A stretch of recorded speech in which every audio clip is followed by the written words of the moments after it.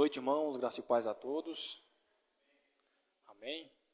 Glória a Deus, estamos mais uma vez aqui reunidos para celebrar a ceia do Senhor, nesse dia especial, onde, através de sua ordenança, Ele nos pede que todas as vezes que nós estivermos reunidos e fizermos esse tipo de celebração, nós estamos anunciando ao Senhor, ao mundo e a todos aqueles que creem que Ele morreu, Ele ressuscitou e um dia Ele vai voltar. E hoje é um dia especial porque é o dia aqui na igreja que nós comemoramos ou nós celebramos a ceia do Senhor, o segundo domingo de cada mês. Então gostaria de convidar os irmãos a ficarem de pé para nós orarmos, para nós iniciarmos o nosso culto. Feche os seus olhos. A partir desse momento eu peço que a gente comece a elevar os nossos pensamentos e o nosso coração a Deus, tentar esquecer todos os problemas, todas as aflições, tudo aquilo que tem nos tirado a paz, tudo aquilo que vem nos trazendo desconforto durante a semana, para que hoje nós consigamos entregar realmente de corpo, de alma e espírito o nosso culto racional a Deus. Senhor Deus e amado Pai, estamos, Senhor, aqui diante da Tua presença para Te louvar e Te agradecer, para Te cultuar, Senhor, assim como o Senhor pede. A partir desse momento, meu Pai, eu venho Te pedir que o Teu Espírito nos guie em toda a palavra, que o Teu Espírito nos guie em Teu discernimento e Teu conhecimento, para que nós possamos não só obter esse conhecimento, mas também transmitir a todos aqueles que vão ouvir. Que o Senhor possa estar abençoando, abrindo a nossa mente e o nosso coração, e plantando não só a palavra que a gente vai ouvir, mas também os louvores dentro do nosso íntimo, para que assim a gente possa frutificar e ser transformado de verdade. Senhor, eu venho Te pedir que nesta noite de celebração de Santa Ceia, o Teu corpo e o Teu sangue esteja presente aqui como simbologia da Tua morte e ressurreição, para que nós possamos sair daqui alimentados não só fisicamente, mas principalmente de forma espiritual. É isso que nós Te pedimos, nós Te louvamos e agradecemos em nome de Jesus. Amém. Gostaria de convidar o grupo de louvor.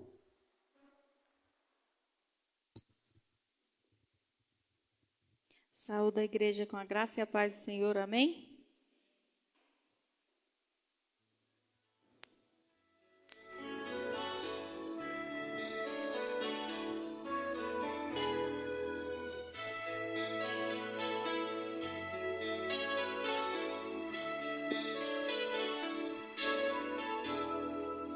Todas as provas que eu já passei, é tão difícil, Senhor, a gente ter que ouvir acusações do vil tentador. Lembranças do passado vêm e querem te fazer parar, ou mesmo palavras de alguém que não quer em Cristo acreditar, e quase parando sem força e vigor, a gente lê a palavra e encontra bastante poder para vencer e continuar a jornada, e ver que o passado ficou para trás, pois Cristo na cruz tudo já venceu, e saber que dele não lembra mais, eu canto pra glória de Deus. Nenhuma condenação há para quem está em Ti, Jesus, cuja vida coberta está pelo sangue que desceu na cruz. É certo que provas virão, divertidas do vil tentador, mas nenhuma condenação há para quem está em Ti, querido Senhor.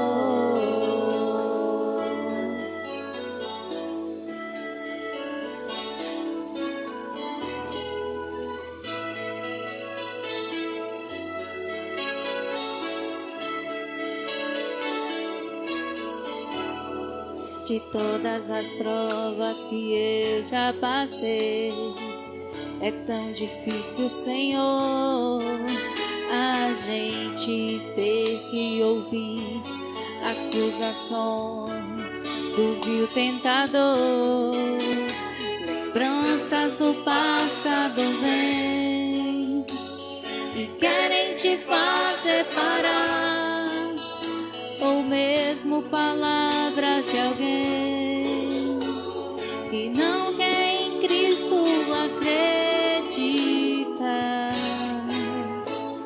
e quase parando sem força e vigor, a gente lê a palavra e encontra bastante poder para vencer e continuar a jornada, e ver que o passado ficou para trás, pois Cristo na cruz tudo já venceu, e saber que dele não lembra mais, eu canto pra glória de Deus. Nenhuma condenação há para quem está em ti, Jesus, cuja vida coberta está pelo sangue que desceu na cruz. É certo que provas irão divertidas do vil tentador, mas nenhuma condenação há para quem está em ti, querido Senhor.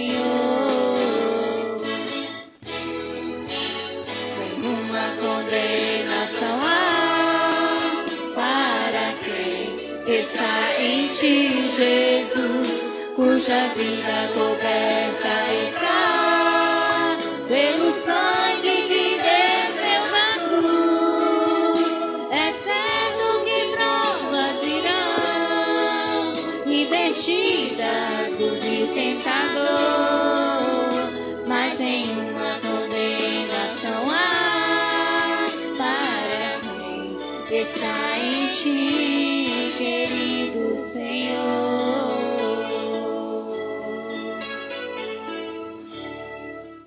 Aleluia. Agradecemos a oportunidade. Amém. Glória a Deus. Esse hino fala que não há condenação para aqueles que estão em Cristo Jesus. E é interessante notar que nesse hino, nessa passagem bíblica, quando diz que não há condenação, não é porque não há pecado, né? Não há condenação porque existe uma pessoa que pagou o seu pecado. Assim como nesse mundo é diferente, e nós muitas vezes, em julgamentos, em processos, quando nós somos absolvidos de alguma forma, há, de certa forma, litígios entre os dois, seja qualquer tipo de processo. E quando nós não somos condenados, é porque, na verdade, mesmo tendo esses litígios, foi considerado como inocente. Na Bíblia é diferente. Na Bíblia nós somos considerados culpados. Na Bíblia nós somos considerados pessoas ímpias, pessoas que a todos os momentos nos fazemos o coração de Deus se desagradar com as nossas obras. Mas, independente disso, através de Cristo, quem está conectado a Ele, não há condenação, ou não está sob condenação. Por isso que não há condenação para quem está em Cristo Jesus. Amém? Glória a Deus por isso. Antes de mais nada, irmãos, eu gostaria de convidar os irmãos a abrir em Romanos, para nós fazermos aqui uma breve reflexão, antes de trazer a palavra dessa noite, com o pastor Rafael. Romanos, capítulo 5.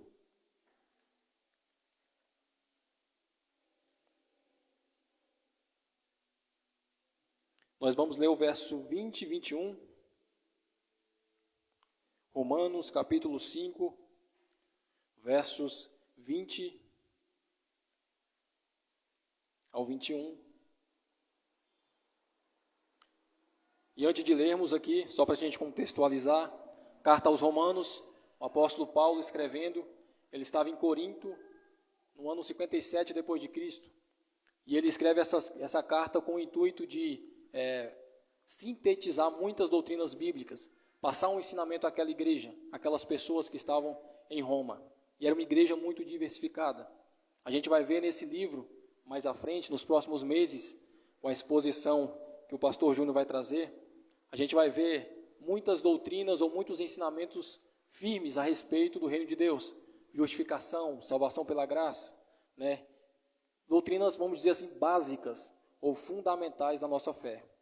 E aqui no capítulo 5 não é diferente, ele começa falando da justificação. Se nós voltarmos lá no verso 1, ele vai dizer: portanto, sendo justificados pela fé, verso 1, capítulo 5, temos paz com Deus por nosso Senhor Jesus Cristo.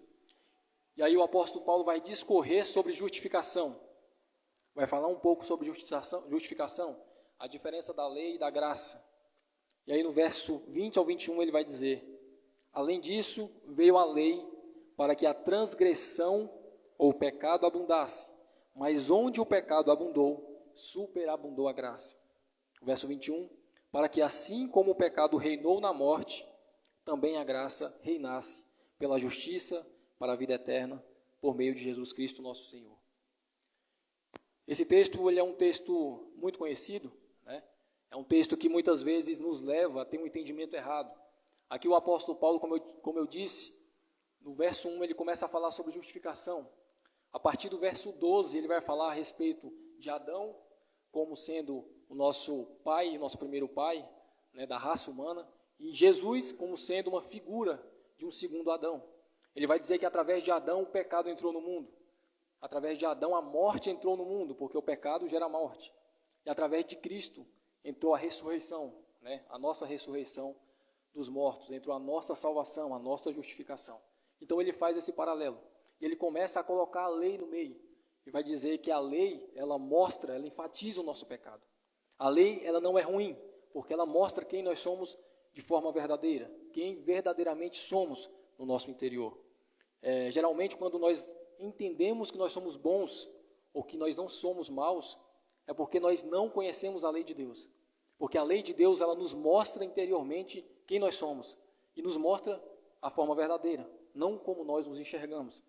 O apóstolo Paulo ele vai dizer que veio a lei para que a transgressão abundasse. No verso 20, veio a lei para que a transgressão abundasse. Eu gostaria de explicar para os irmãos que o apóstolo Paulo não estava dizendo aqui que a lei fez com que o pecado aumentasse. Não é isso que ele está dizendo. Ele está dizendo que a lei trouxe a ênfase. Quando você não conhece a lei, você não conhece o pecado. Quando você não conhece a Bíblia, quando você não conhece a palavra de Deus, você não conhece o pecado. A Bíblia ela vai te confrontar. Quando nós lemos a palavra de Deus, nós começamos a entender que nós somos muito mais pecadores do que nós imaginávamos. Quando nós começamos a ler a palavra de Deus, alguns pecados que nós não considerávamos pecados, a gente percebe que são coisas que desagradam a Deus. Então a lei, ou a palavra, ela veio para mostrar, para enfatizar o pecado. Por isso que o texto diz que, além disso veio a lei para que a transgressão abundasse. Não que a transgressão aumentasse, não nesse sentido, mas no sentido de que a transgressão ficasse latente, mostrada. Assim que eu olhasse para a lei, eu conseguisse ver o quanto eu sou pecador. Ele continua dizendo, mas onde o pecado abundou, ou seja, mas onde eu percebi que eu sou um homem pecador, mas onde há muitos pecados, mas onde existem pecados, onde eu, através das minhas obras ou das minhas forças, acho que não consigo sair dali, ele vai continuar dizendo, onde o pecado abundou, superabundou a graça, ou a graça é maior, ou a graça é superior nesse sentido. O que ele quer dizer aqui? Ele está dizendo que, independente do tamanho do pecado, independentemente da lei mostrando o seu pecado, independentemente do nosso primeiro pacto, o pacto de morte que tivemos com Adão, através da queda, através do pecado, independentemente disso, superabundou a graça. Jesus ele veio com uma aliança superior. Jesus ele veio com um decreto superior. Ele veio com um pacto superior. Jesus ele veio para realmente salvar o homem do pecado. Ele não veio para salvar o homem de tristezas, de aflições. Ele veio para dar vida eterna a todos aqueles que ele crê. E vida eterna, ela começa aqui através da santificação, mas ela é concretizada a partir do momento que nós morremos ou através da volta de Cristo. Aqui o apóstolo Paulo está dizendo que a lei nos mostra a transgressão, como essa transgressão é abundante em nosso coração. E como o pecado, ele está dentro de você. Mas a graça, ela superabunda a partir do momento que, mesmo nós estando caídos, se a gente for ler os versos anteriores, nós estávamos perdidos e caídos, e Ele nos buscou. Ele não enxergou nada bom para nos buscar. Ele nos buscou pela graça. Por isso que a graça superabundou acima do pecado. É isso que ele está dizendo. E no verso 21 ele vai dizer, para que assim como o pecado reinou na morte, porque a morte que nós temos hoje, através do pecado, que foi concretizada com a queda de Adão, assim como o pecado reinou na morte, também a graça reinasse pela justiça para a vida eterna. A graça, ela reina para a justiça pela vida eterna, mas ela reina através de uma pessoa, e ele vai dizer, por Jesus Cristo, o nosso Senhor. O apóstolo Paulo, nesse texto, como eu falei, ele está falando sobre justificação. Ele vai falar sobre Adão, ele vai falar sobre Jesus, ele vai falar sobre lei, vai falar sobre obra, vai falar sobre graça. Mas uma coisa que nós temos que entender, a centralidade do livro de Romanos, né, e eu tenho certeza que o pastor Júnior mais à frente vai trazer sobre isso. A centralidade do livro de Romanos é tirar, nos fazer desmontar tudo aquilo que nós acreditamos que nós somos, que nós existimos, que nós podemos, que nós temos, que nós possuímos, para mostrar que tudo isso é vindo ou veio de Jesus Cristo. É tirar tudo aquilo que é do homem e colocar somente aquilo que é de Deus. É tirar o pecado, a transgressão, a concupiscência e colocar a graça, o amor e a misericórdia. O livro de Romanos, especialmente nesse capítulo, ele vai falar justamente sobre isso. O pecado, ele pode ser grande na sua vida. Ele pode ser pesado, ser difícil. Ele pode ser um pecado que você esteja lutando e que muitas vezes e muitos dias você acha que não tem força. Mas onde esse pecado é grande porque você conhece o Deus, e se você luta com ele é porque você sabe que ele é um pecado, onde esse pecado ele é grande, onde ele abunda, você pode ter certeza, irmãos, que superabunda a graça através da sua santificação, através da sua resistência, através da, como a Bíblia vai dizer, fugir do mal. Né? Fugir do mal. Então, que Deus possa trazer ao nosso entendimento que pecado e graça estão em lados opostos. E se eu estou vivendo no pecado, eu não estou vivendo sob graça. E se eu estou vivendo na graça, eu preciso me santificar, me separar do pecado. O pecado, ele foi trazido no primeiro pacto. A graça, ela foi trazida no segundo pacto. O pecado, ele foi instituído por Adão, através de sua queda. A graça instituída por Jesus Cristo, através da redenção. Em Adão nós caímos, em Cristo nós levantamos. Em Adão nós morremos, em Cristo nós ressuscitamos. Em Adão nós temos pecado, em Cristo nós temos santificação. Que Deus possa abençoar a nossa mente, que a gente possa entender dessa forma. Amém? Eu agradeço a oportunidade. Gostaria de convidar o grupo de louvor. E logo após, o pastor Júnior para fazer a oração pelo nosso preletor da noite, o pastor Rafael.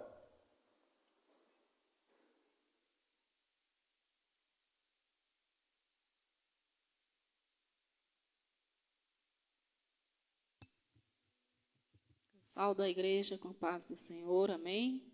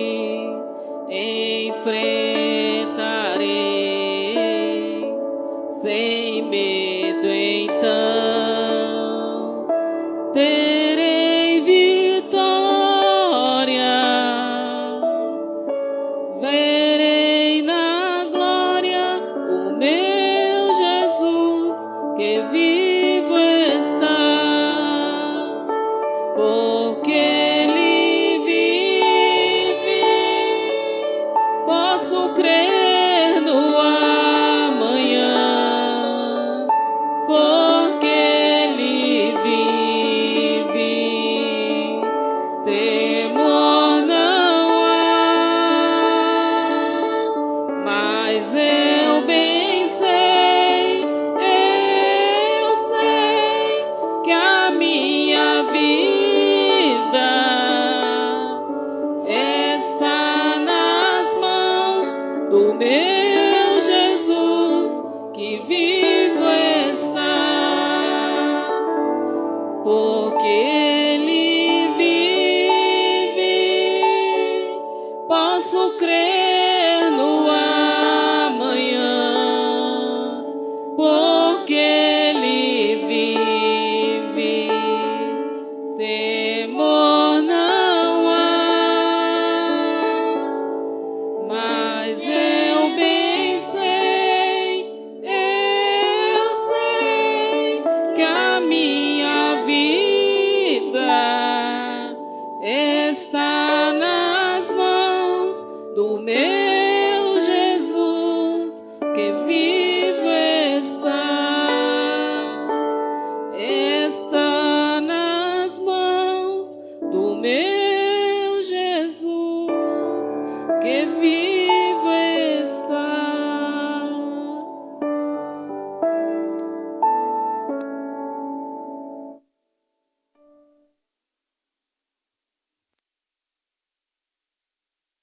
Amém, irmãos? Glória a Deus. Vamos fechar os seus olhos. Vamos falar com o Senhor. Pai Santo e Eterno Deus, louvado seja o teu santo nome. Nós te agradecemos, Pai, por mais uma vez estarmos aqui para aprender de Ti, para Te adorar, para Te servir. Que o Senhor venha falar conosco através da vida do pastor Rafael. Que o Senhor, através do Espírito Santo, venha abrir nosso entendimento, Senhor Deus. Fala conosco, Pai. Capacita-nos, Pai, para viver conforme o Senhor tem estipulado na Tua palavra. Que nossos olhos, nosso coração estejam abertos nesta noite, Senhor Deus. Assim nós oramos e te agradecemos em nome do Senhor Jesus. Amém.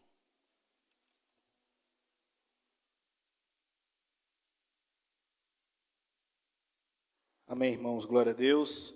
Graça e paz a todos. Amém? Boa noite. É um prazer grande, nós estarmos mais uma vez juntos para a glória de Deus, celebrando a ceia do Senhor, mais uma vez, mais um culto, mais um domingo, mais um primeiro dia da semana, e por isso somos gratos a Deus, por estarmos aqui, pela dádiva, pela oportunidade, pelo privilégio de sermos um povo que celebra a morte do nosso Senhor até que Ele venha. Ser um povo que tem uma perspectiva que não é finita, uma perspectiva que não está com os limites do mundo, mas uma perspectiva num Deus eterno, poderoso, digno de toda honra e toda glória. Então, para mim é um prazer muito grande estar aqui, mais uma noite, aqui trazendo a palavra através do Espírito Santo, que é um privilégio também, que Ele nos capacite, que Ele nos oriente nessa noite, através da sua palavra. Aos irmãos que estão pelo Instagram, que Deus abençoe a vida dos irmãos grandiosamente, e como é sabido dos irmãos, nós falamos aqui na semana passada, que hoje a gente iniciaria uma série de pregações a respeito de livros, de cartas, de livros, a escolha dos pastores. No meu caso, nós vamos falar sobre Filipenses. Os pastores virão trazer, como foi citado pelo pastor Marco Anel, pastor Júnior trazendo Romanos, pastor Marco Anel posteriormente também trazendo a carta de Paulo aos Efésios.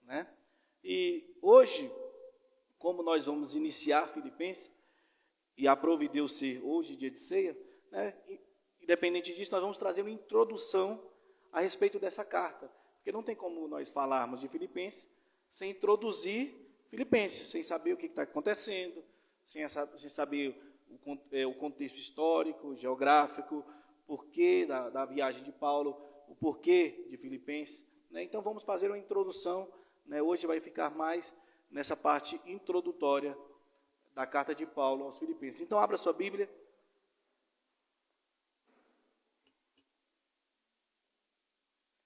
Carta do apóstolo Paulo aos Filipenses, no capítulo 1. Carta do apóstolo Paulo aos Filipenses, no capítulo 1. Nós vamos ler hoje somente os versos 1 e 2. Como eu disse, vamos ficar hoje com uma introdução. Amém? A versão que eu utilizo aqui é a versão King James 1611, uma versão mais tradicional, mas independente da versão que você tiver aí, você vai conseguir acompanhar de maneira tranquila. Amém? Então, diz assim o capítulo 1, no versículo 1 e 2.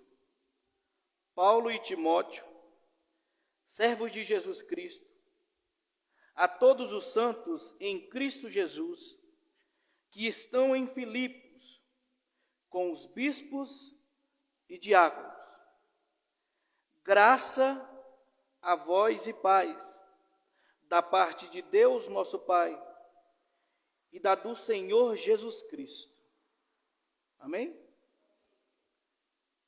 Uma breve introdução. Irmãos, o interessante de tudo isso é que a maioria das vezes que nós falamos do Novo Testamento, nós falamos de cartas, né? Os 27 livros do Novo Testamento, 21 são cartas. E dessas 21 cartas, 13 são cartas do apóstolo Paulo. É interessante o tamanho, né, e o conteúdo das cartas, mas nós lembramos o porquê dessa carta.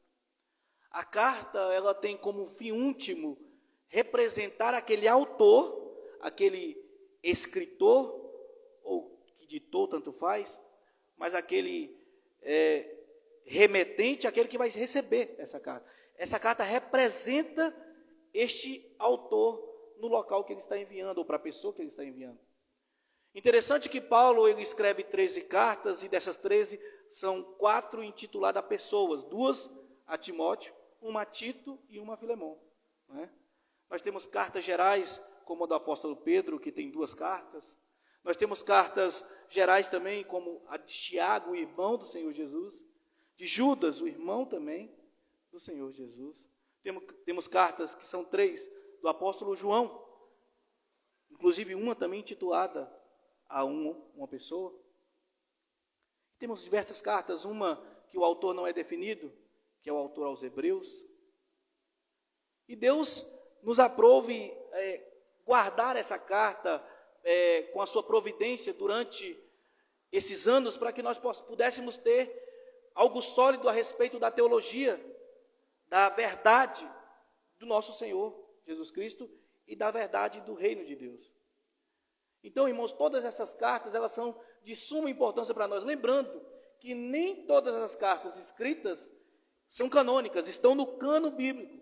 Então, a nós é dado somente aquilo que Deus, com a sua providência, preservou para que nós pudéssemos entender a respeito do seu reino. Isso é o mais interessante. Por exemplo, Paulo escreve provavelmente 4 cartas a Coríntios, mas nós temos 2.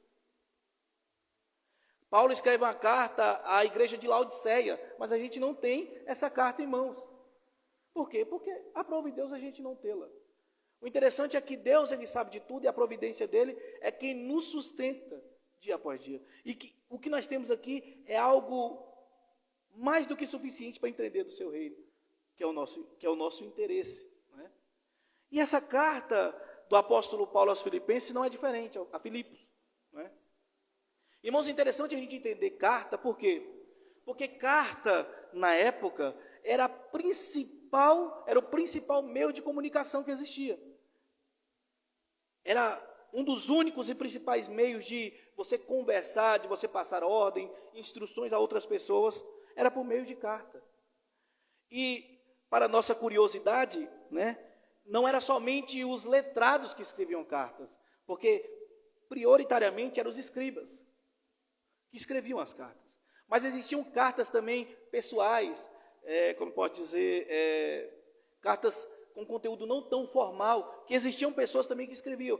E isso quebra aquela tradição de achar que naquela época não existia escrita formal, escrita pessoal, existia. Tanto que era assim que era a comunicação na época. O interessante também é a gente entender a estrutura da carta daquele tempo.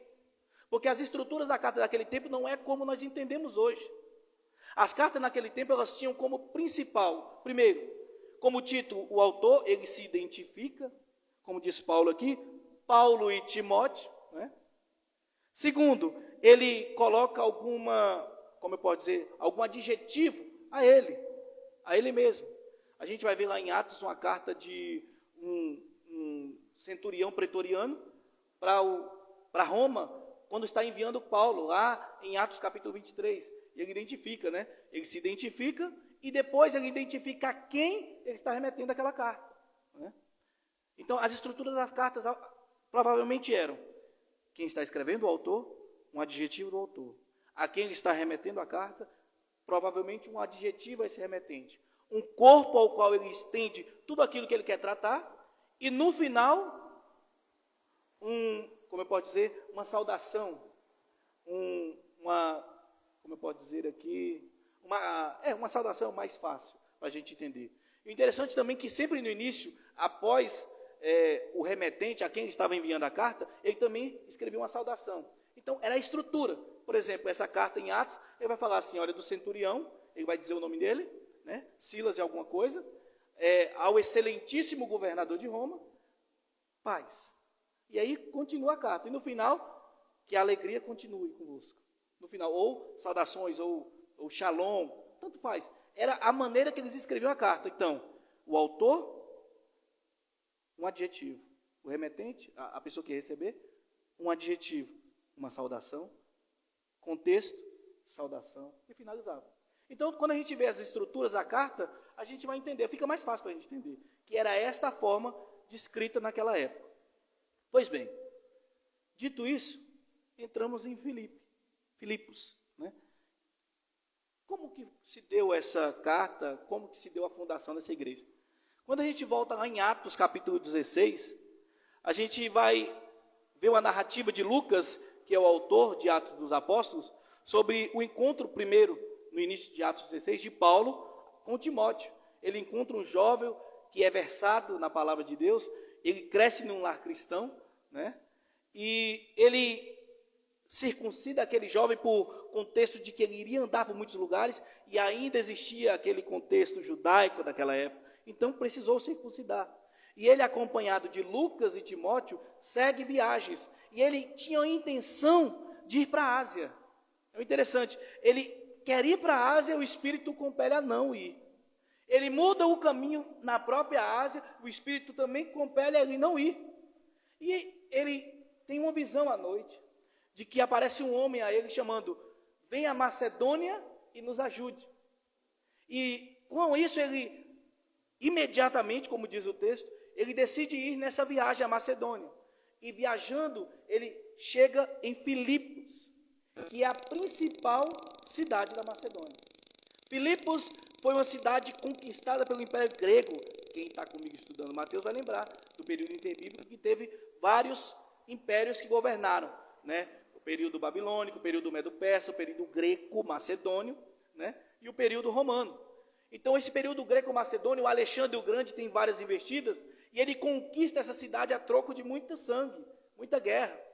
Conquistando essa cidade, ela passa a ser uma das capitais do território grego. E essas cidades se chamavam diferente, não era Filipos. E Alexandre o Grande, como homenagem ao seu pai, que era Filipe da Macedônia, Filipe II da Macedônia, ele coloca o nome dessa cidade como Filipos. E logo posteriormente, Roma, quando toma o Império Grego, ele toma também essa cidade e coloca essa cidade como uma colônia romana. Interessante, irmãos, isso. Porque eram pouquíssimas cidades fora de Roma que tinham contexto de colônia romana. O que é isso? Colônia romana, ela tem todos os direitos e deveres de um romano. Era como se fosse uma mini Roma fora de Roma. Interessante isso. E isso implica nessa carta por quê? Porque Paulo usa desse contexto para exemplificar o reino de Deus. Categórico militar, categórico romano, vestimenta romana, forma de postar romana, governo romano. Ele usa tudo isso como analogia e metáfora para explicar o reino de Deus, né? Isso é muito importante para nós. Então, Filipos é a porta de entrada do evangelho na Europa. Glória a Deus por isso, né, irmãos? Filipos também, irmãos, ele era uma cidade muito estratégica, porque ficava na divisa entre a Ásia e a Europa. Então ali existia um grande porto, existia também grandes rotas de mercados naquele contexto, naquela região. Então é algo estratégico. Deus não faz nada por acaso, né, irmãos? Interessante que as fundações das igrejas, que Cristo disse aquele ide quando ele estava indo, quando ele estava voltando para o Pai, nada que os apóstolos fizeram foi de cunho pessoal e pelo próprio mérito, mas foi tudo orientação do próprio Deus. Perceba, Paulo queria ir para a Ásia, mas o próprio Deus o compele pelo Espírito a ir para a Macedônia, a ir para uma cidade europeia com um contexto romano, com um propósito grandioso, porque ali se fundou, irmãos, uma das principais e maiores igrejas que Paulo fundou, uma igreja muito firme na fé, uma igreja muito importante para o ministério de Paulo. E este é o contexto da fundação dessa igreja. Paulo, chegando em Filipe, ele decide orar na beira do rio, e ele encontra mulheres que estavam no período de oração. Prosélitas, para quem não conhece o termo prosélita, eram pessoas gentil, uma pessoa que estava fora do contexto judaico, que se convertia ao judaísmo nas práticas, na religião. Então eram mulheres que não eram judias, mas eram prosélitas, eram convertidas ao judaísmo e estavam no momento de oração no Shabat, como diz Lucas, lá em Atos capítulo 16. E Paulo chega lá e começa a pregar o evangelho. E uma mulher chamada Lídia se converte. E ela se converte e é batizada. E ela é batizada e toda a sua casa é batizada também. Olha como é que o ministério de Cristo é esplendoroso. E com esse batismo, Paulo consegue uma igreja que está fundada na própria casa de Lídia. Lídia é uma mulher rica, vendedora de púrpura, uma mulher de uma classe alta na autarquia, né, do povo daquela época. Mas o interessante é que Paulo não prega somente as classes altas da época. Porque nesse mesmo contexto, Paulo, ele prega, e ele está pregando naquela cidade de Filipos, e chega uma jovem atormentada por demônios, e com espírito de adivinhação. Essa mulher era lucro de muitos romanos de Filipos, naquela época. Eles usavam aquela mulher como adivinha, como mulher que previa o futuro, trazia números de sorte e outras coisas mais. O interessante é quando essa mulher vê Paulo, ela começa a adivinhar e falar que Paulo é servo de Deus. Paulo pregava a verdade, mas ela não falava pelo Espírito de Deus. Ela falava por espírito maligno. E isso nos implica dizer, então, irmãos, que a fundação da igreja também tem um contexto espiritual. Principalmente por quê? Porque se Paulo é um homem que está buscando glória para si, ele ia aceitar aquele elogio daquela mulher com bom grado. Mas ele começa a ver aquela mulher pregar, e a primeiro momento ele deixa, mas ela começa o termo é arauto, ela começa a professar, né, no grego, que ele é o servo do Deus Altíssimo, que ele está falando a verdade. E Paulo começa a se incomodar, por quê? Porque a verdade na boca do diabo se torna mentira. Ali era um engano. E ele faz o quê? Ele expulsa o espírito maligno daquela mulher, em nome de Jesus. E mais uma convertida está ali. Uma mulher que era escrava, diferente de Lídia, uma mulher que era escrava, uma mulher que, além de ser escrava do diabo, era escrava pessoal. Num contexto de classe social, ela era uma das menores classes, né, por ser escrava. Ela não tinha direito nem de si. Nós sabemos que o contexto greco e o contexto hebraico, o escravo ele não era dono da sua própria vida. Ele era do seu senhor como posse. Então, da mesma forma que Paulo prega a palavra e Deus convence pelo Espírito Lídia, Paulo expulsa o demônio de uma mulher escrava e Deus convence pelo Espírito essa mulher também. E mais uma convertida, e não é classe. A igreja do Senhor é maravilhosa nesse contexto.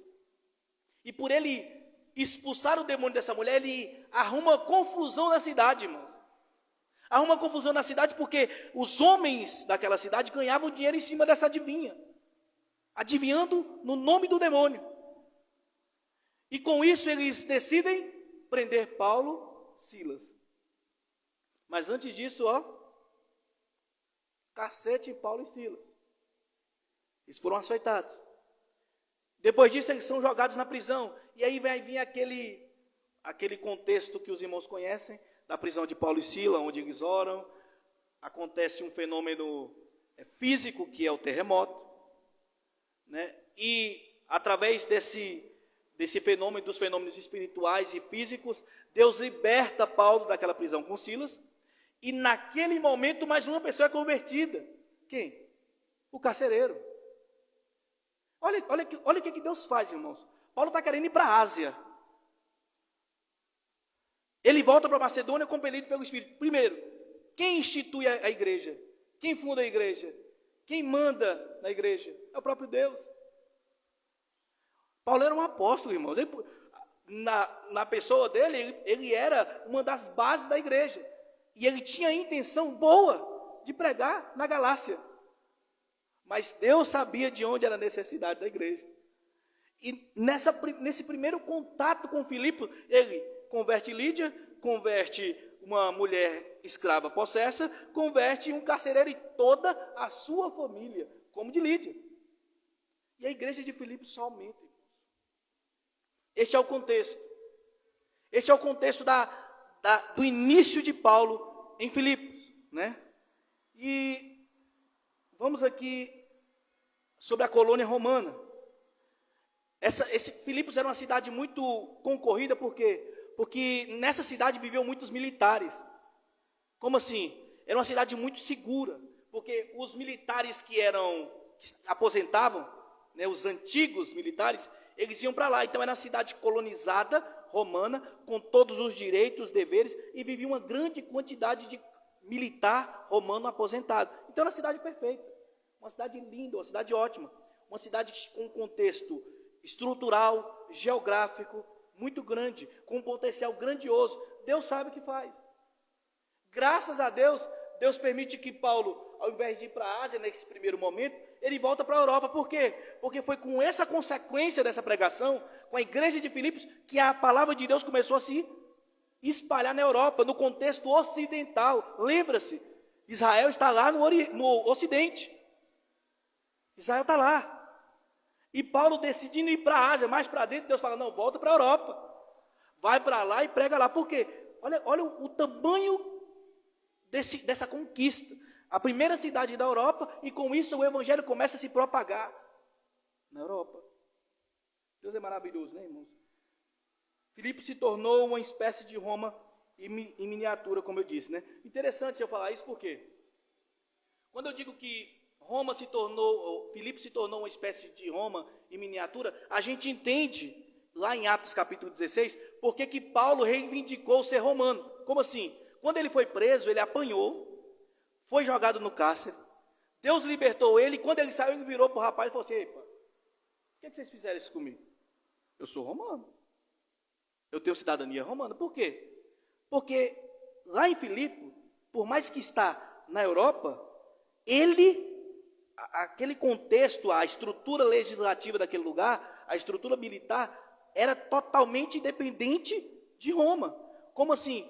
Todos os direitos e deveres de um cidadão romano tinham que ser cumpridos, como ninguém ser preso sem o julgamento.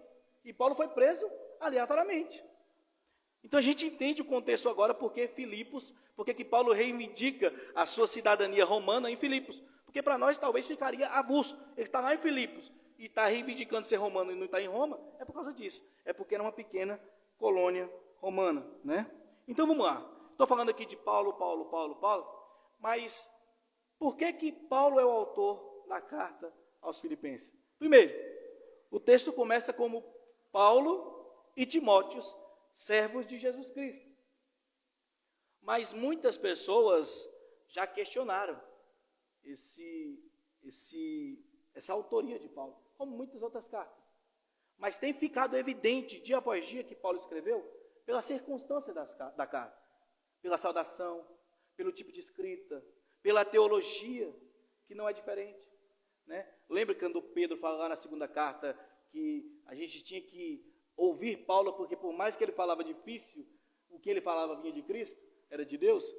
Então, quando a gente pega o original dessa carta aos Filipenses, quando a gente compara com as cartas que são validadas e não são questionadas, por exemplo, Romanos nunca foi questionado, Gálatas nunca foi questionado. Então, quando a gente pega a teologia de Gálatas ou de Romanos e aplica com o de Filipenses, ou pega as escritas, a gente vai ver que a semelhança é extraordinária. Então, a gente não tem dúvida mais. Hoje é muito difícil ser questionado a autoria, né, dessa carta de Paulo. Inclusive, evidências externas e internas. Por exemplo, os pais da igreja, Policarpo, Irineu, Clemente de Alexandria, Eusébio de Cesareia, e outros afirmam a autoria de Paulo dessa carta, né? Então, a gente tem como fundamental que Paulo escreveu essa carta. Segundo, Paulo escreveu essa carta também porque ele tinha uma refinada educação secular. A gente lembra que, por mais que ele era um fariseu piedoso, ele tinha cidadania romana, né? Então, ele tinha um conhecimento sobre as culturas seculares também. Ele tinha um conhecimento sobre a cultura de Filipos, por ser uma cidade colonizada romana, uma colônia romana, ele tinha um conhecimento da cidade. Se a gente olhar lá em Atos capítulo 22, a gente vai ver, né? Ele era líder do judaísmo, era fariseu, membro do Sinédrio, seguidor de Cristo, né? Mas também tinha o conhecimento da teologia romana por ser cidadão romano, né? Onde foi escrita essa carta? Quando foi escrita essa carta? Quando a gente analisa os escritos de Paulo, a gente vai conseguir chegar em uma data provável entre 60 e 62 depois de Cristo. Por quê? Porque provavelmente Paulo escreve essa carta da prisão romana. Provavelmente. Ele teve 3 prisões: em Cesareia de Filipe, em Roma e em Efésio. E provavelmente ele escreve essa carta na prisão romana. Porque nós vamos ver lá na frente os contextos e as explicações que ele dá de onde ele está. Amém? Roma. Vamos lá. Por que Paulo escreve essa carta? Por que Paulo escreve essa carta? Paulo escreveu essa carta com 2 propósitos em vista. Quando a gente diz 2, são os 2 que estão claros. A gente vai ver que sempre o princípio da carta é glorificar a Deus e pregar o Evangelho. Mas tem sempre um motivo. Lembre-se, eu disse que a igreja de Filipe foi uma igreja muito importante na vida de Paulo. Como? Essa igreja, quando foi fundada na sua segunda viagem missionária, ela, até essa carta aos Filipenses, tem aproximadamente 10 anos. Então, quando foi fundada até a escrita dessa carta, tem aproximadamente 10 anos. Como assim, pastor? Eu quero dizer que... Então, voltando, né? Eu falei algo errado aqui. Foi provavelmente 52 anos. 52 depois de Cristo, perdão. Falei 62. 52 depois de Cristo. Porque essa carta ela é provavelmente escrita 10 anos depois da fundação da igreja. E durante esses 10 anos, a igreja de Filipenses, ajuda Paulo muitas vezes. Ajudando financeiramente nas prisões, nos ministérios. Quando ele vai a Jerusalém ajudar os pobres, a igreja de Filipe enviou ajuda por Paulo. Então era a igreja que ajudava muito Paulo, né? E essa igreja enviou um homem chamado Epafrodito para levar ajuda a Paulo a essa prisão que ele estava e também trazer algumas situações que estavam dentro dessa igreja. Lembre-se, o principal propósito da carta é representar aquele que está escrevendo na igreja. Essas cartas, quando eram recebidas, elas eram lidas nos cultos. Elas eram copiadas e reproduzidas nas outras igrejas. Então, a principal função da carta é representar o apóstolo. E ele não ia mandar uma carta somente de agradecimento. Então, tem um viés atrás. Por quê? Então, primeiro ponto, para agradecer a igreja de Filipos na sua generosidade. Então, é uma carta de gratidão, né, envolvendo Paulo com Filipos. A gente vai ver lá no capítulo 4, versículo 15. Né, quando Paulo esteve em Tessalônica, eles ajudaram. Quando Paulo esteve em Corinto, eles ajudaram, né, financeiramente. Quando Paulo foi em Jerusalém, eles ajudaram. Quando Paulo estava preso em Roma, eles ajudaram também, que é nessa situação. Então, sempre por gratidão à igreja. Primeiro ponto. Segundo, e principal ponto, para alertar sobre os perigos que essa igreja estava enfrentando. Quando Epafrodito chega lá, ele narra a Paulo alguns acontecimentos dessa igreja. E o primeiro acontecimento que ele narra é a quebra de comunhão interna dentro da igreja. Existiam divergências internas dentro dessa igreja. Então, a desunião dos crentes era um pecado que atacava essa igreja.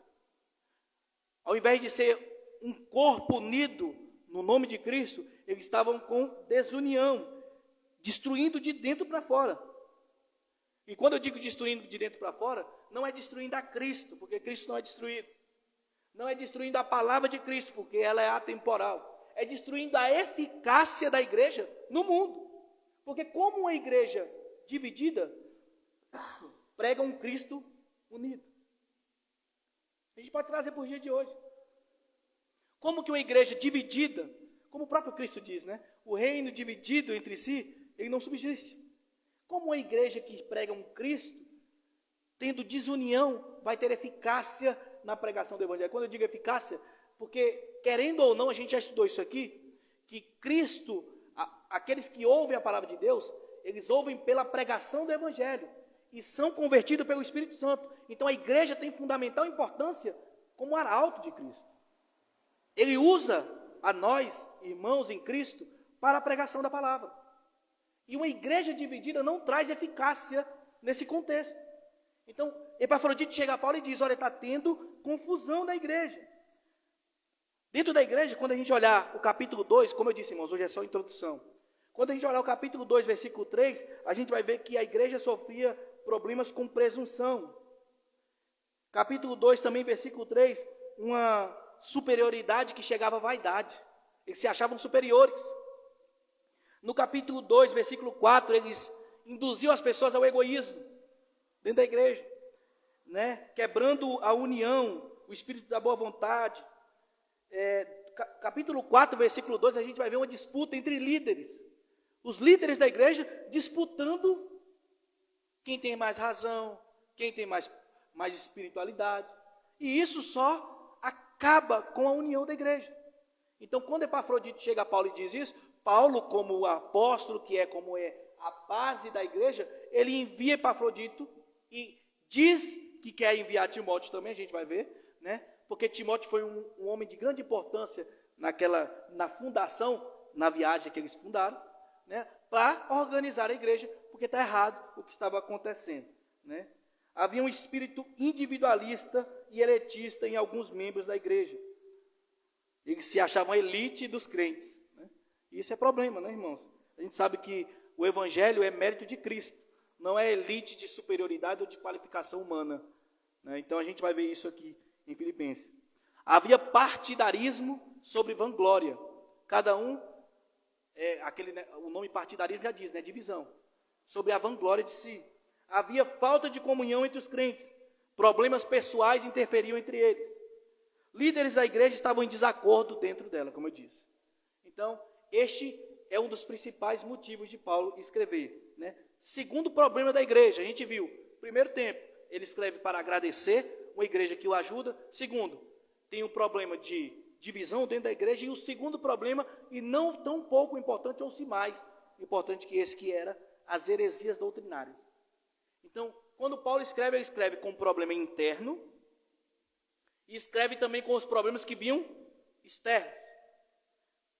A igreja estava sob ataque de falsos mestres. Está lá no capítulo 3, verso 2. A primeira heresia, a gente viu, a gente já estudou isso aqui, que é os judaizantes, que eram os cristãos que se voltavam aos preceitos judaicos. Eles achavam que a salvação somente pela fé não era suficiente, que tinham que observar as leis, que tinham que observar a religiosidade daquela época. E a gente acabou de ouvir aqui o pastor Marcanel falando sobre o que a religiosidade trazia, né? Ela só enfatizava o pecado. A lei só enfatizava o pecado, né? E dentro dos judaizantes, eles se achavam os perfeccionistas. Por quê? Eles achavam que, para ser cristão, ele tinha que crer em Cristo e observar as leis no sentido judaico. E isso era a perfeição do cristianismo. E Paulo sabe que isso não é verdade. Tanto que Paulo, ele era um fariseu, Paulo, ele era um exímio e piedoso judeu, e largou aos pés de Cristo, como ele disse, a teologia que ele tinha para aprender do próprio Cristo, a verdade do Evangelho. Então a gente sabe que esses judaizantes eram um problema sério no primeiro século, né, irmãos? Então, Paulo os chamam de adversário, capítulo 1, versículo 28, a gente vai ver. Paulo chama eles de inimigo da cruz de Cristo, capítulo 3, versículo 17. Diz que eles, quando a gente vê lá no capítulo 3, versículo 17 também, e capítulo 3, versículos 12 e 14, a gente vai ver, falar de mestres discutidos. Esses mestres discutidos são os mesmos judaizantes. Amém? Eles se vangloriavam na circuncisão. Eles se vangloriavam em ser o único e verdadeiro Israel.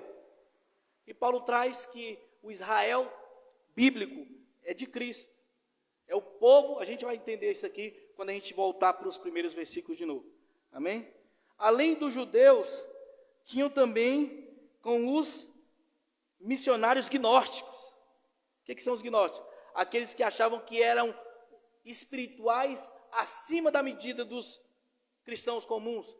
Eles diziam que eles eram os únicos que tinham a capacidade de conhecer a Cristo. Eles tinham um conhecimento perfeito e aguçado da ressurreição de Cristo. Para eles, eles eram os únicos espirituais. Então, Paulo lidou com divisão dentro da igreja.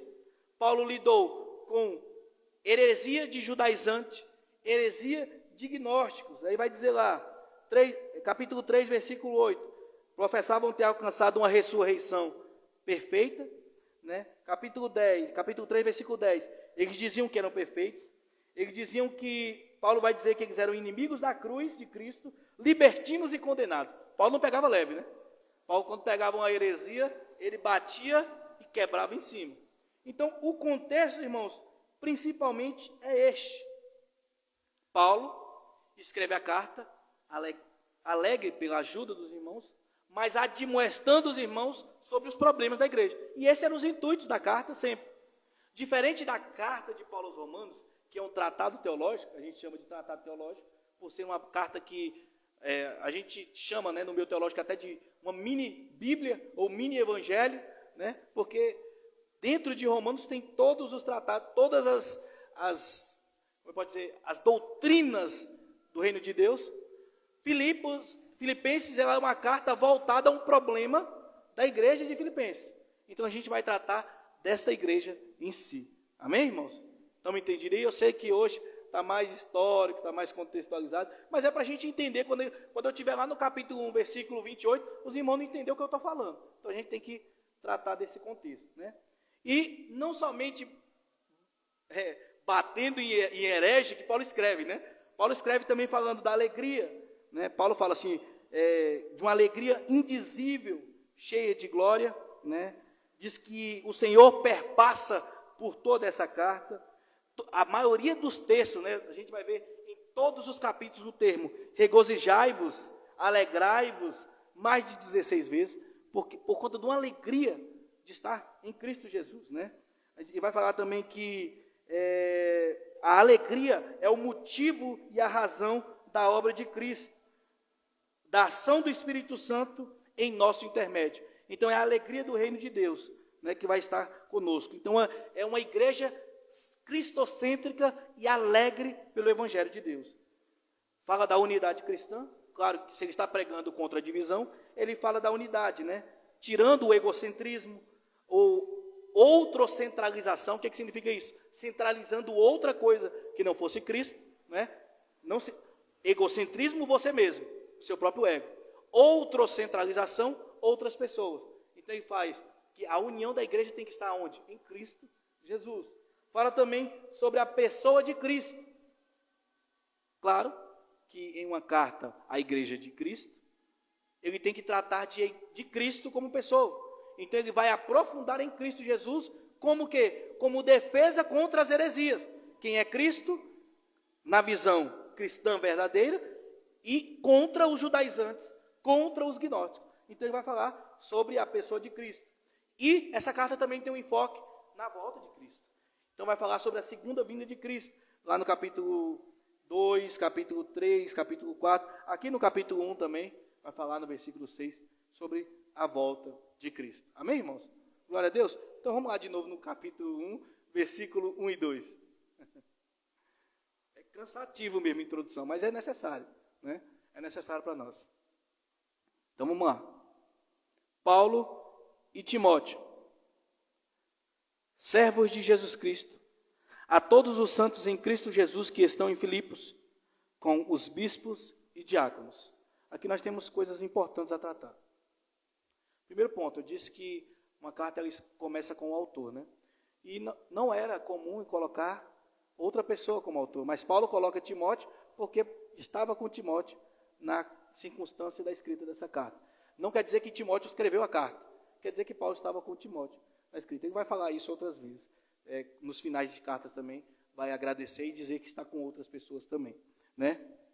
E ele vai adjetivar o nome dele, Paulo e Timóteo, como que? Servos de Cristo. Irmãos, é interessante a gente ver isso, porque no grego, a palavra servos quer dizer escravo. E nós temos duas conotações para escravo, nesse contexto. Primeiro, o contexto grego de escravo. O contexto grego de escravo, né, nesse termo, nesse texto em específico, quer dizer posse. Ele é totalmente de Cristo. Ele não tem poder sobre a sua vida. Ele é do dono para o que o dono quiser fazer. Se o dono manda ele para a direita, ele vai. Se o dono manda ele para a esquerda, ele vai. Ele é posse e não tem direito sobre si. Esse é o primeiro termo. Mas também tem o termo judaico, desse termo servo aqui, quando a gente traduz para o hebraico. E esse termo servo é a mesma coisa que Moisés é chamado, que Abraão é chamado, de que Isaac é chamado, que Jacó é chamado. Como? Íntimo. Servo. Aquele que tem uma intimidade, aquele que é próximo do seu Senhor. Aquele que, lembra do que a gente falou aqui em Mateus, que o centurião pediu para que Cristo curasse o seu servo, e esse servo era próximo, que esse centurião o considerava como filho. O contexto desse servo aqui é o contexto hebraico também. Então, como é que a gente entende esse Paulo está falando aqui? Ele é servo escravo ou ele é servo mesmo? É íntimo. Os dois, irmãos. O contexto é o mesmo. É interessante para a gente entender isso, que além dele ser íntimo de Deus, de Cristo, além dele ouvir a Cristo, além dele ser um apóstolo, ele também é um escravo. Ele é posse de Cristo, porque aquele que está em Cristo, ele se abdica de si mesmo para Cristo. Ele abandona. Aquele que quiser vir após mim, nega a si mesmo.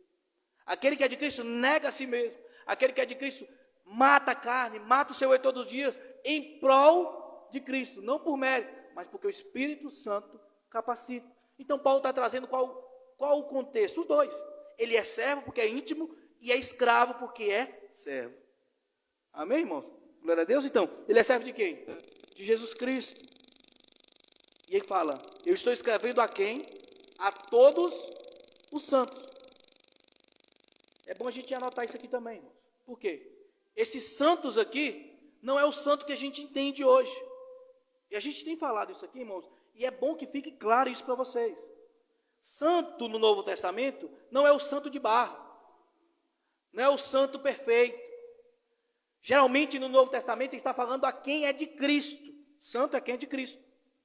Santo é quem é separado, a raiz do termo, santo. Quando a gente vai na raiz, porque hoje o termo é corrompido. Hoje o termo foi dissuado durante o tempo. Com o tempo ele foi mudado a conotação de santidade. Hoje qualquer um é santificado, né?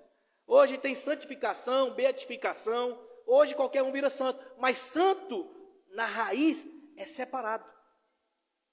Irmãos, e não é qualquer separação. O importante é isso. Quando Paulo fala, a todos os santos em quem? Em Cristo Jesus. Esse santo aqui é diferente, irmãos. Ele é separado, mas ele não é separado por qualquer um. Ele é separado pelo próprio Deus. Em Cristo Jesus. Quem escolhe os santos? É o próprio Deus. Ele não é santo porque ele quer ser santo. Ele não é santo porque busca ser santo, é mérito dele, não. Ele é santo porque foi separado por quem? por Deus em Cristo Jesus. O pastor Marconel acabou de trazer. A lei só evidenciou o pecado, mas Cristo trouxe a graça. E Deus separou pessoas para ser agraciado por Cristo.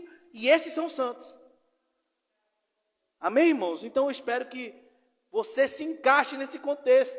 Nós estamos aqui, eu me encaixo, e eu creio que cada um dos irmãos se encaixam também. Não é perfeição, não é aquele que é idolatrado, não é somente separado. Separado, mas não é um somente separado natural, é um somente separado por um Deus perfeito. Então ele sabe o que faz. Esses santos aqui é a igreja. Esses santos aqui são os cristãos. Amém, irmãos? Então é este Paulo e Timóteo, escravo e servo de Cristo, escrevendo a quem também é separado como Paulo, para ser servo, escravo de Cristo, separado pelo próprio Deus. Amém? Glória a Deus, né? Que estão em Filipos. Então, a carta é aos Filipos. Com os bispos e diáconos. Legal aqui também. Vamos parar um pouquinho aqui. Irmãos, o termo bispo é aquele que, como eu posso, supervisiona, eu posso dizer assim. É um supervisor. Interessante que bispo, presbítero e pastor é a mesma coisa. Por mais que o termo presbítero tenha a raiz ancião, por mais que o pastor é aquele que guia, mas o termo no Novo Testamento são a mesma coisa, tá? Quando você vê bispo, quando você vê presbítero, quando você vê pastor, ele está falando da mesma, como eu posso falar, da casta eclesiástica, que é um cargo eclesiástico. Amém? Então, quando ele fala bispo, quando ele fala pastor e quando ele fala presbítero, é a mesma coisa. Quando ele faz um jogo de palavras interessante. Paulo, ele usa a hora que ele quer, o termo presbítero, bispo, pastor. A gente tem que colocar em mente isso. É que o termo, quando ele utiliza, é para quê? É para a liderança da igreja. É para a liderança da igreja. Presbítero nos traz ancião, né? Mas aqui nós temos que lembrar que Timóteo era líder de igreja e ele não era um ancião de idade.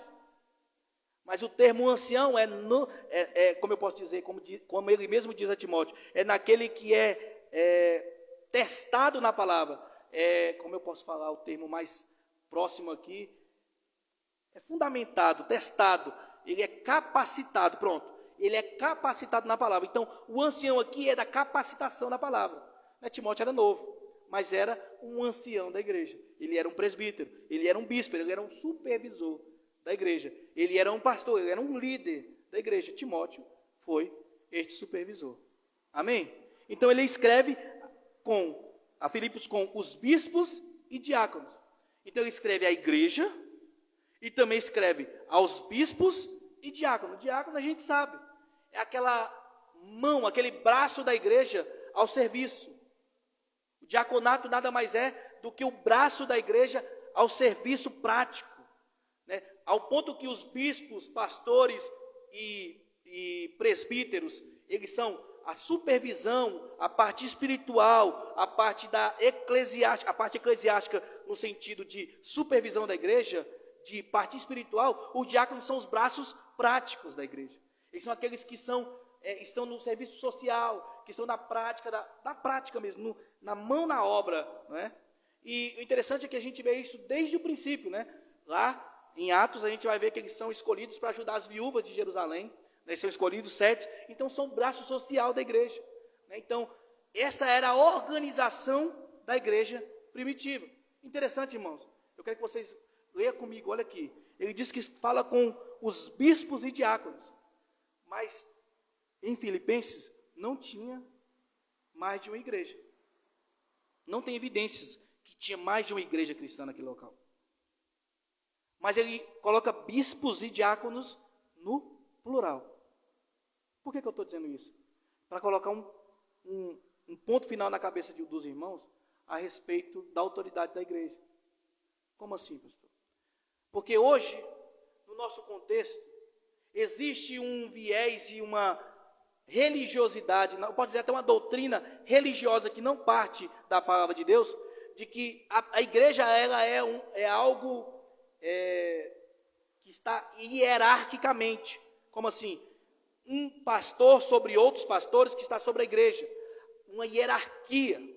Como se fosse... eu esqueci o termo, irmãos, me perdoe. Mas é uma igreja... Ela não é uma igreja comunitária. Ela não é uma igreja que ela é participativa entre todos. Ela tem uma hierarquia. Um pastor que comanda sobre outros, que comanda sobre outros. Ela não era um colegiado de pastores em prol do nome de Deus. A igreja primitiva, irmãos, ela não tinha hierarquia entre bispos. Ela não tinha hierarquia entre pastor. Ela era uma comunidade. Ela era uma igreja que era um conselho entre todos os pastores. Não era hierarquicamente. A decisão era colegiada. Era comum. Todo mundo tinha a mesma autoridade. Hoje, a gente vê que as igrejas são hierárquicas. Tem um pastor que está sobre outro pastor, que está sobre outro, que está sobre a igreja. Mas a igreja primitiva não foi assim. A igreja romana é dessa forma. Existe um que é colocado como o sucessor de Pedro, inclusive, é o apóstolo. Né? E aí vem os bispos, e aí vem os arcebispos, e aí vem os padres. Né? A igreja romana é dessa forma. Mas a igreja primitiva não era dividida assim. A diferença era que apóstolo era quem era escolhido por Cristo, que eram os 12 de Paulo, que era a fundação da igreja, e os outros eram bispos e diáconos. Bispos todos na mesma autoridade e diáconos todos na mesma autoridade. A igreja era assim, irmãos.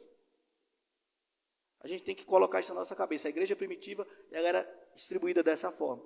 Não era essa hierarquia, essa autoridade espiritual sobre o outro. Né? Um pastor que tem autoridade espiritual sobre o outro. A autoridade espiritual da igreja é o próprio Cristo.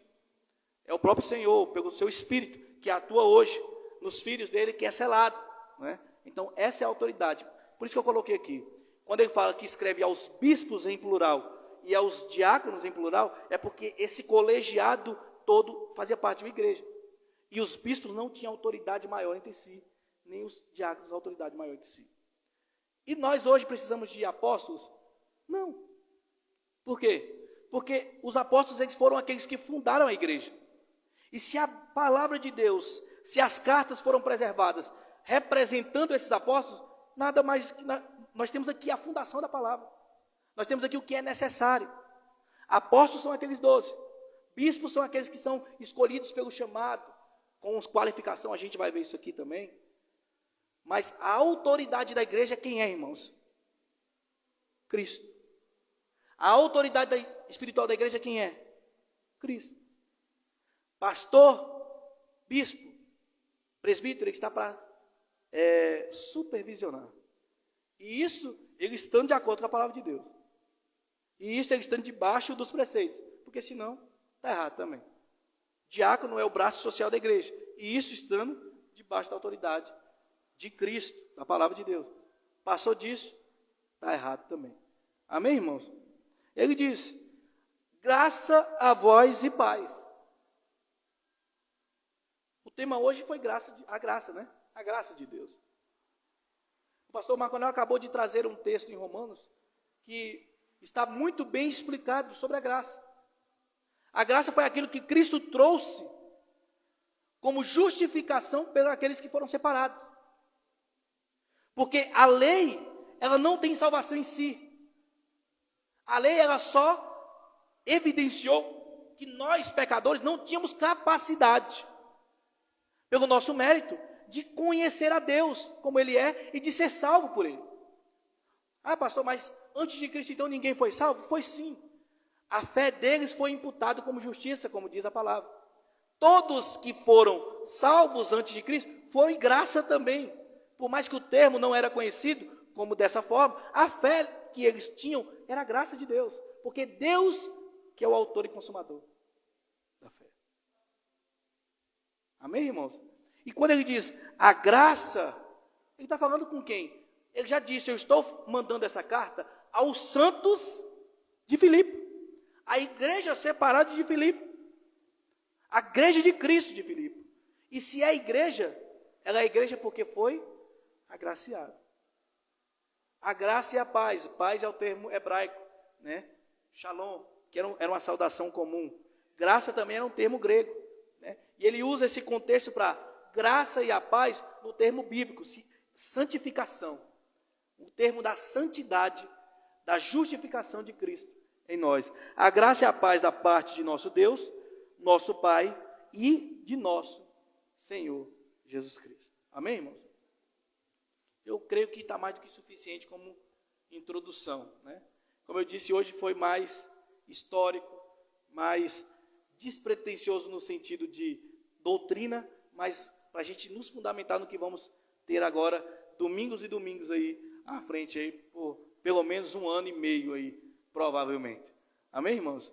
Glória a Deus. Amém? Então vamos nos colocar de pé. Como hoje também nós tivemos aqui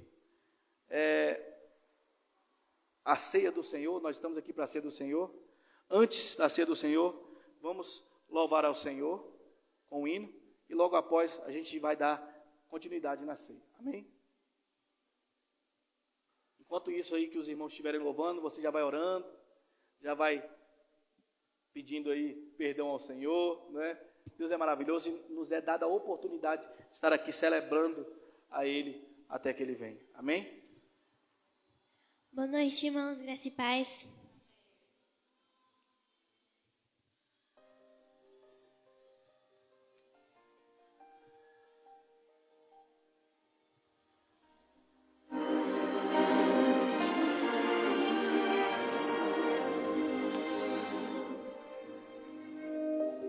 Ressuscitou e vivo está, um dia que regressará, me salvou pela graça,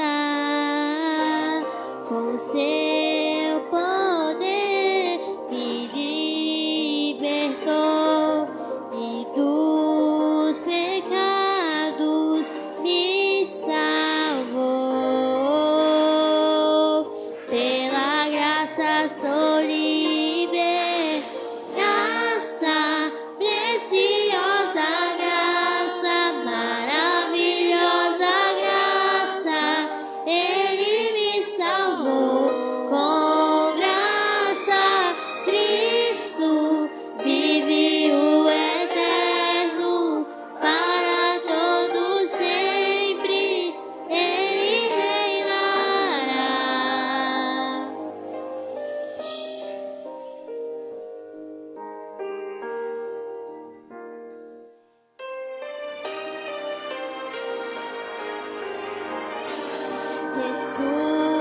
Ressuscitou e vivo está, um dia que regressará,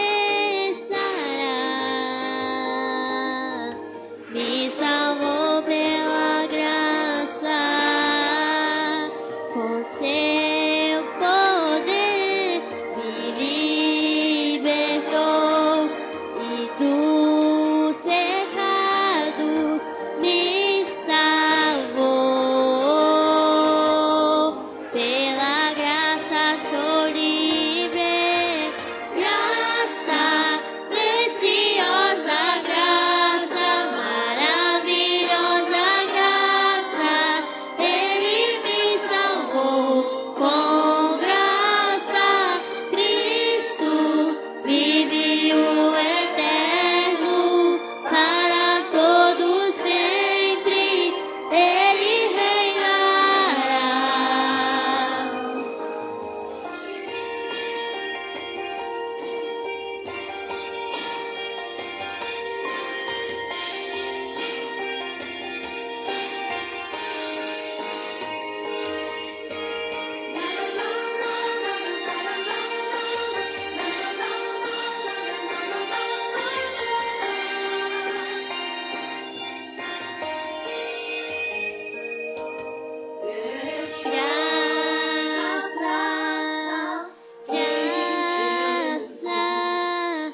Graça do Senhor,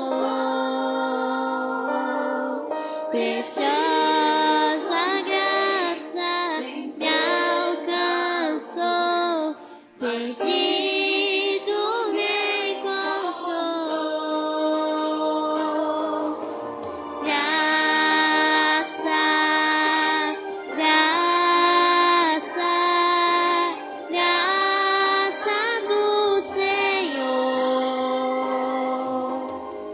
preciosa graça me alcançou, perdido me encontrou. Graça, preciosa graça, maravilhosa graça, Ele me salvou com graça. Cristo vive o eterno para todo sempre, Ele reinará. Agradecemos a oportunidade. Glória a Deus. Graça, maravilhosa graça. Deus é maravilhoso, né, irmãos? E nos é dado hoje a oportunidade de celebrarmos como essa doutrina que o nosso próprio Cristo nos deixou, né, em memória dele. Estamos aqui essa noite com esse intuito, irmãos. E para nós é uma dádiva. Para nós é um privilégio onde muitos não têm. Onde muitos irmãos estão ansiosos por celebrar, por se reunir, e são perseguidos, e são impedidos. E eu e você que estamos aqui essa noite, você que está na sua casa, dê graças a Deus pela oportunidade e o privilégio de professar sua fé abertamente. Sabemos que isso não durará. Sabemos que isso vai passar e vai acabar. Aproveite, irmão, sempre esse privilégio. Estamos aqui nessa noite com esse intuito. E por isso eu peço, irmãos, abra sua Bíblia na primeira carta de Paulo aos Coríntios.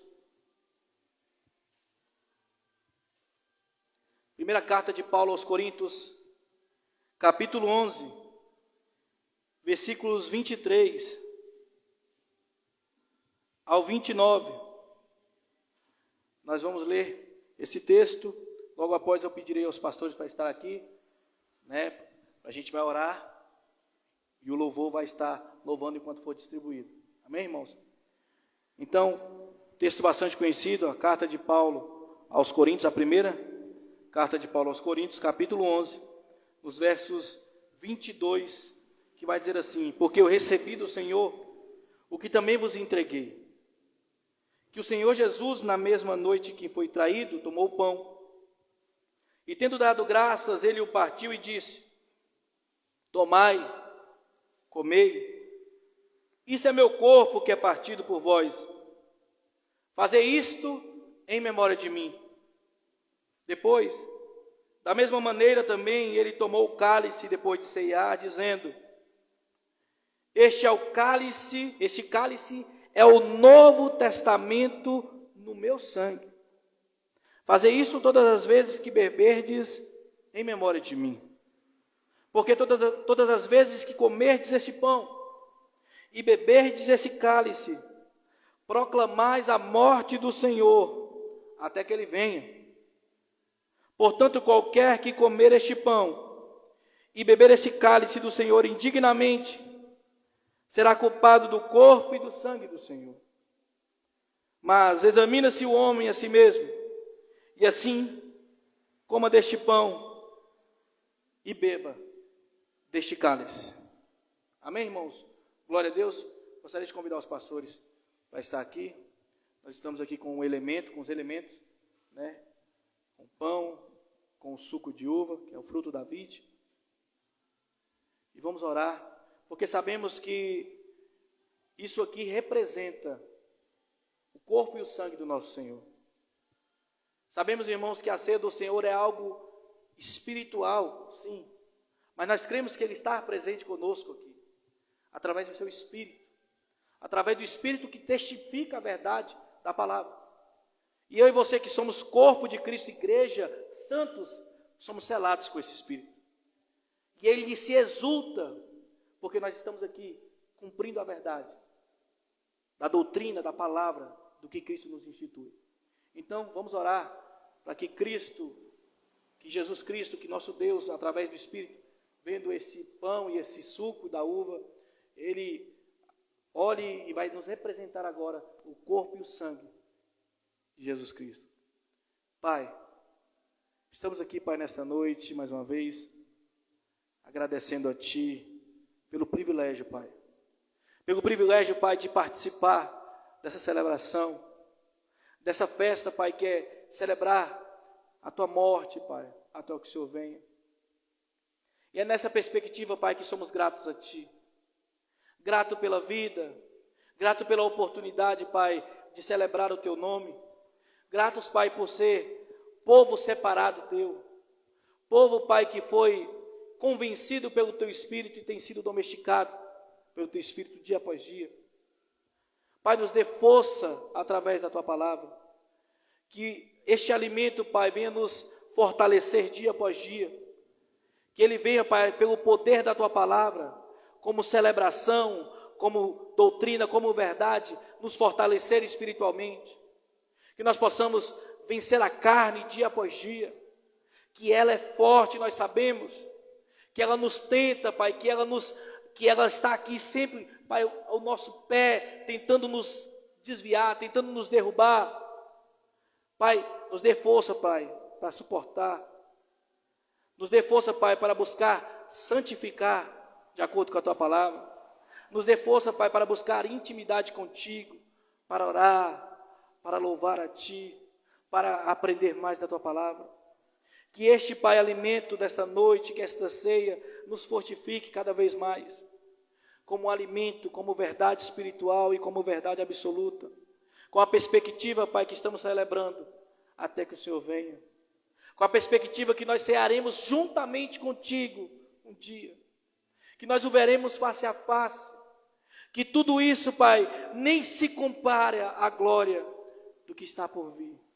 Muito obrigado, Pai, por essa oportunidade. Para a glória do Teu nome nós estamos aqui, cumprindo a Tua palavra, em nome de Jesus.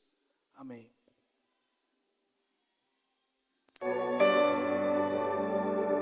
Cristo já nos preparou um manjar que nos comprou e agora nos convida a cear. Celestial maná que de graça Deus nos dá, vem faminto tua alma saciar. Vem cear, o mestre chama, vem cear. Mesmo hoje tu te podes saciar. Poucos pães multiplicou, água em vinho transformou. Vem faminto a Jesus, vem cear.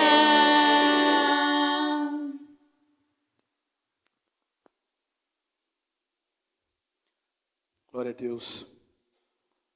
Você está aí agora com os elementos? Vamos ler mais uma vez o que Paulo diz que recebeu do nosso Senhor. Porque recebi do Senhor que também vos entreguei. Que o Senhor, na mesma noite que foi traído, tomou o pão, tendo dado graças, partiu e disse: tomai e comei, isto é o meu corpo que é partido por vós. Fazei isto em memória de mim. Depois, da mesma maneira, também tomou o cálice, depois de cear, e disse: este é o cálice no Novo Testamento do meu sangue. Fazei isto todas as vezes que beberdes em memória de mim. Porque todas as vezes que beberdes, que comerdes desse pão e beberdes desse cálice, proclamais a morte do Senhor até que Ele venha. Pode ser, irmãos, no nome de Jesus.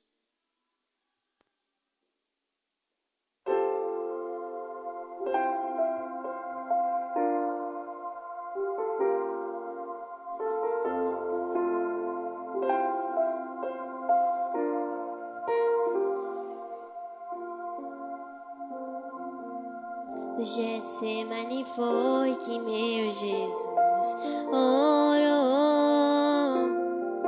se entregando ao Pai mais uma vez.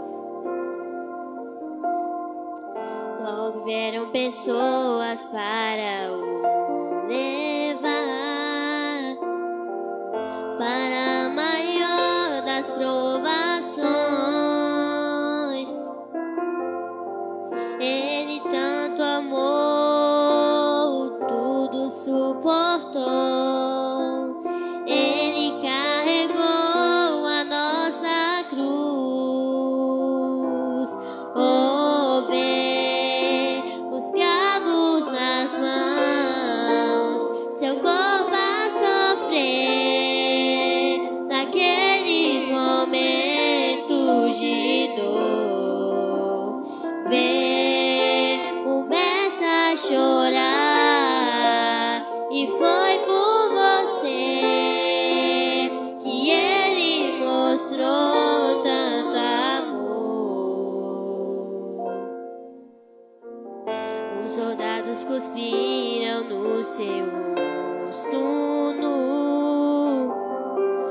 posso ouvir o clamor da multidão. E Jesus, ao olhar aquele céu azul, pede ao Pai que lhes dê o seu perdão.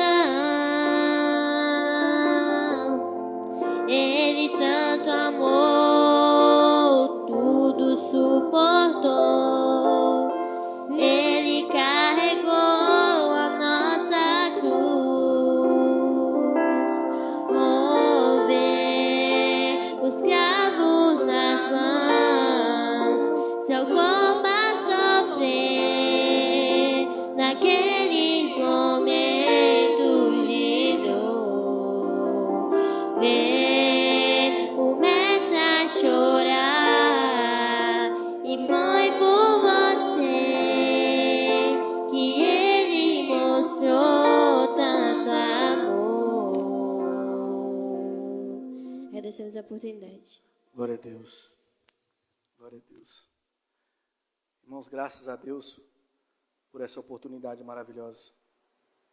Graças a Deus por esse privilégio de nós podermos participar da ceia do Senhor. Eu tenho certeza que nós ficamos exultantes no coração.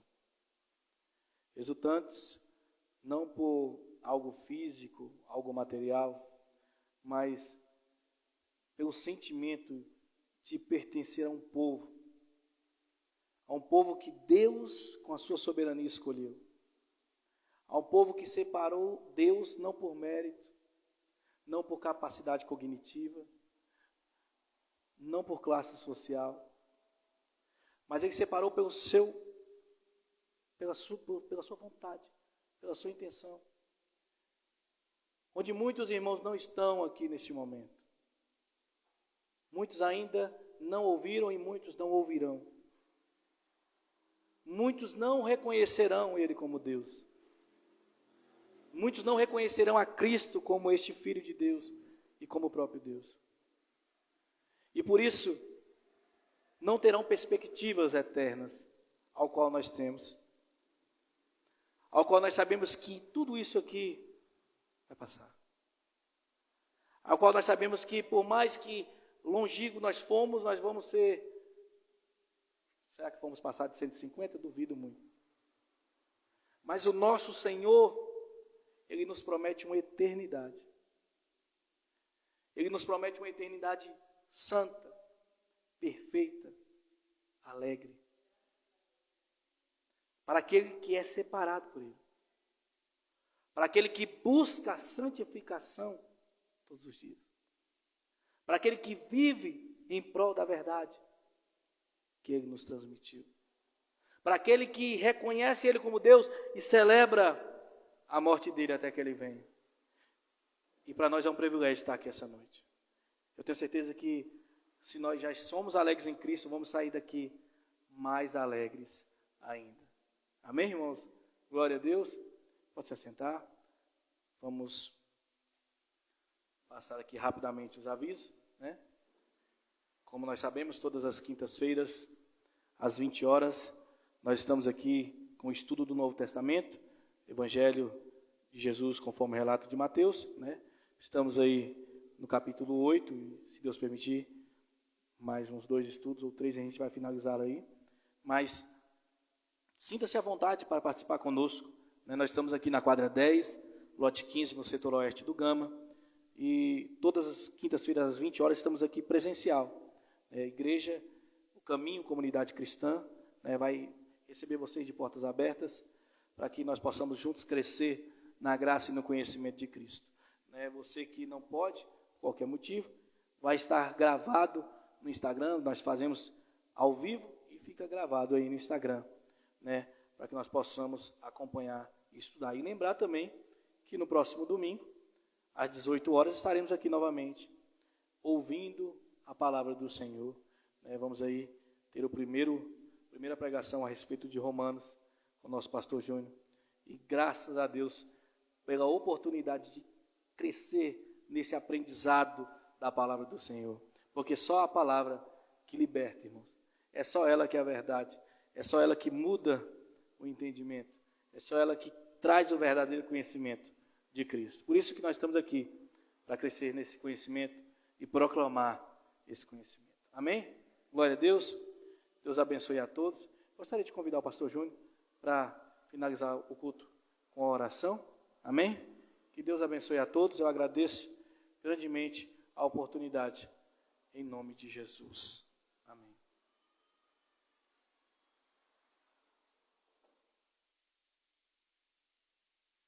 Amém, irmãos? Glória a Deus, né? Deus é maravilhoso. E a cada dia que Ele vem estar nos instruindo na sua palavra, para que a gente possa ter força para a caminhada, porque não é fácil. Nós sabemos que ser escolhido de Deus é ser escolhido para uma batalha, né? Mas a certeza é que a batalha já está vencida por Ele. Amém? Porque a força não está em nós. Como o pastor trouxe bem aqui, nós somos apenas servos, nós somos apenas mordomos do Senhor. Se coloca de pé, irmãos, vamos orar, agradecer ao Senhor. Feche os seus olhos. Pai Santo e Eterno Deus, eu agradeço ao Senhor por cada pessoa que aqui está, para todos aqueles que também nos ouvem através das redes sociais, que a mensagem de hoje, Senhor Deus, venha a ser refletida por nós durante a semana inteira, que o Senhor venha nos dar cada dia mais entendimento e discernimento acerca do Teu reino, Pai. Que toda mentira, todo embaraço que tenha colocado em nossos corações, em nossas mentes, no decorrer das nossas vidas, Senhor Deus, que caia por terra em nome de Jesus. Abençoa cada família aqui representada, Senhor Deus. Que tenhamos uma semana abençoada, cheio da Tua presença, Senhor Deus. Nós oramos por todos aqueles que não têm a oportunidade de estar ouvindo a Tua palavra, Senhor Deus. Que o Senhor venha estar abençoando todos os nossos irmãos espalhados por todos esses cantos do mundo inteiro, Senhor Deus. Muitos estão passando por perseguições, mas nós estamos aqui em um país, Senhor Deus, que o Senhor permite que nós estejamos aqui orando, lendo, cultuando o Teu santo nome. Por isso nós Te louvamos e Te agradecemos, Pai.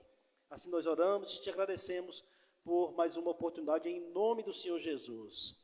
Amém, irmãos. Glória a Deus. Está encerrado o culto, todos vão em paz em nome de Jesus.